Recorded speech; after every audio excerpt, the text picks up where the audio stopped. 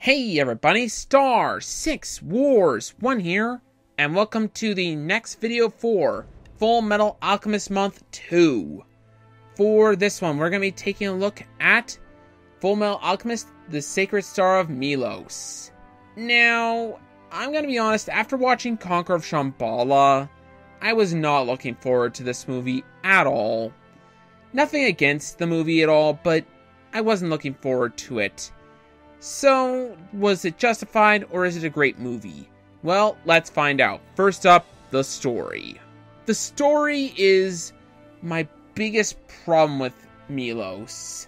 First and foremost, I think it's incredibly dull. There's not much interest in there, and while I wasn't exactly bored by it, I just couldn't give a damn about a lot of the events of the story, which is kind of a shame, really.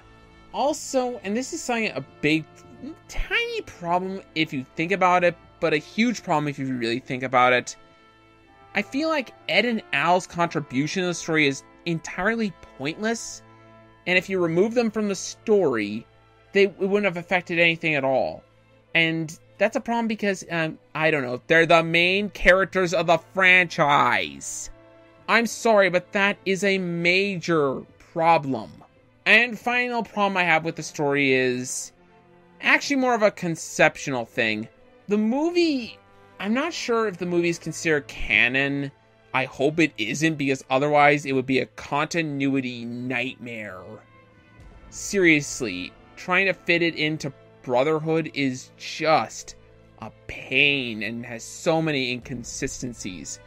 And while I admit that this is more of a nitpick, it's just something I thought about, and overall, not a good story. It's not necessarily a bad one either, just a bit of a train wreck, honestly. Next up, we have the characters, and honestly, I think they're also pretty dull. At least the new cast members. They're exclusive to this story. I didn't find all of them that interesting, or that well developed compared to, say, the rest of the franchise. Hell, I even think some of Shambhala's characters were better. Honestly, I couldn't attach to any of them. And which is a real shame, because I thought it seemed like their characters should be interesting, but they weren't. The execution here was just poor. Even the main characters don't feel quite right here. But again, I think a lot of that has to do with it just doesn't feel like they're needed in the story, and which is a kind of a shame. Overall, characters is just best. Next up is the animation, and oh my god, it's awful. I don't necessarily mean the backgrounds. They look okay. They could look a little better, but I'll take it. The characters and their designs, on the other hand, wow! They look awful! They turn into blobbing messes when they move. The designs themselves feel unnatural to the animation at hand, and they just go into so weird of poses, and it looks awful. The animation is by far one of the worst aspects of the movie, and rightfully so. My god, you could not have failed this hard. This has some of the worst animation I've ever seen in any anime, period. Just wow. The music is totally forgettable. I hate to admit this, but I really couldn't give a damn about any of the songs, really.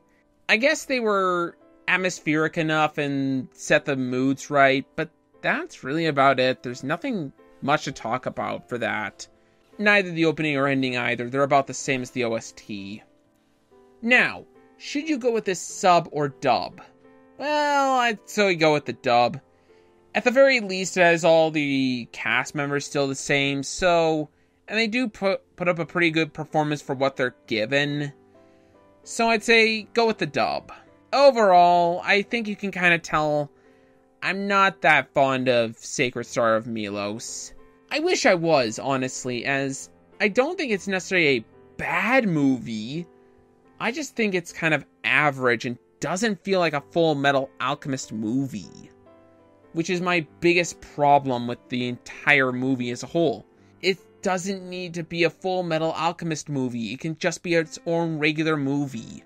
I will give it one thing, however, and the only reason I think I kind of in some ways prefer it over Shambhala, compared to Shambhala, which I think actually hurt the ending to the 2003 series, and partially the 2003 as a whole, Sacred Star and Milos is pretty harmless. It's just a regular old cash grab, and if you don't count as in the continuity of Brotherhood, it actually is just a fine thing that just doesn't need to exist, but does, and you don't need to watch it. Overall, it's not a bad movie, but one I'm not the biggest one I'd recommend. I give Sacred Star and Milos a 5 out of 10. Honestly, it's not that good. But at the same time, it's not terrible either, so it fits somewhere just in the middle for me.